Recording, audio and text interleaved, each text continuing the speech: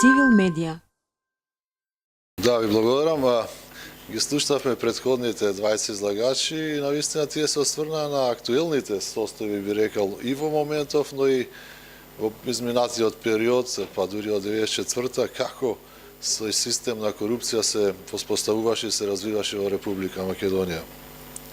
Јас сепак како човек што се бави пред се со превенција веќе 15 години, но и во делот на евалуација и на Греко, и на УН, и на ОЕЦД, би се осврнал на еден друг аспект. Зашто всушност се појавува корупцијата во системите, особено во земјите што се во транзиција или во развој?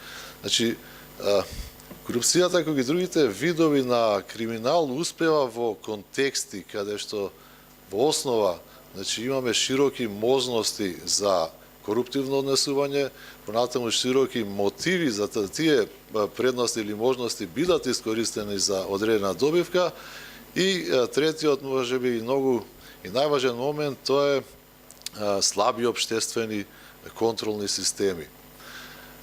Беше споменато, ако не се лажам и од професорката Најчевска, делот на длабоката, широката навлезеност на корупцијата во системот. Да, и согласно новите истражувања, но и анализи, но и не само теоретски пристапи и практични, значи, треба да се направи една дистинкција помеѓу справување и гонење на индивидуалните случаи на корупција и она што го велиме веќе институционализација на корупцијата, бидејќи само таа институционализација на корупцијата значи воспоставување на неформални рутини и практики кои што вршат силен притисок на луѓето во јавната администрација да се однесуваат согласно тие неформални рутини и практики. Иначе ќе бидат некако отфрлени од системот, ќе бидат како црни овци во самиот систем. Тоа е токму каде што ние треба да се насочиме и понатаму во борбата против корупција, особено кога говориме за превентивниот аспект на борба против корупцијата.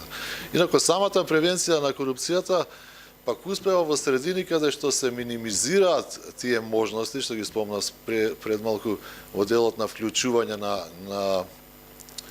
несоодветно или незаконско однесување, потоа преку градење на системи, на јакнење на интегритетот, транспарентност и отчетност, особено во постапувањето на институциите, но и на службените лица, и конечно на формирање на коалиции, би рекол, или институционализација на борбата против корупција, која ќе вклучува приватниот сектор, јавниот сектор и невладиниот сектор во една целина. Инаку што се однесува до Државната комисија за спречување корупција, сега е прилично актуелно, нели знаеме, беше споменато дека се носи новиот закон за спречување корупција и суди на интереси. Таа навистина треба да го заземе своето соодветно место во целината, во целиот систем за борба против корупција. Бидејќи надлежноста на ова тело е пред се превентивна и би рекол, таа се заснова во 4 правци. Значи да постапува согласно своите надлежности, да укажува за одредени состојби, иако можеби нема директна надлежност, меѓутоа да укажува во делот на постапувањето, па и на власта пред се, за одредени ситуации, дали тие би воделе кон коруптивни случувања или не.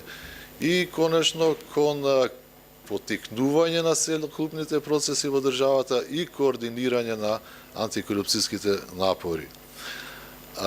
За сето тоа да може да го оствари Државната комисија за спречување корупција е потребна навистина нејзина независност. Тоа е и нотирано и во самите извештаи на Греко, особено четвртиот круг, но и последните извештаи на Европската комисија за напредокот на Република Македонија, каде што се вели дека не само Државната комисија за спречување корупција, туку и останатите регулаторни и надгледни тела мора да имаат својата максимална независност, тоа политичка независност, функционална, односно оперативна, за да може навистина да постапуваат, и се разбира финансиска независност. Голем дел од овие тела што се борат или што треба да се борат против корупцијата и превентивно, но и репресивно, имаат навистина мали капацитети и човечки ресурси и буџетски средства. И навистина е тешко да се оствари една добра и навистина широк фронт за борба против корупцијата со вака слаби институции. Последниот, односно нацрт законот, овозможува на одреден начин веќе поголема независност на Државната комисија за спречување корупција, меѓутоа, ајде да видиме како тоа ќе се спроведе во праксата, кога ќе биде и конечно донесен закон за спречување корупција. Цивил медија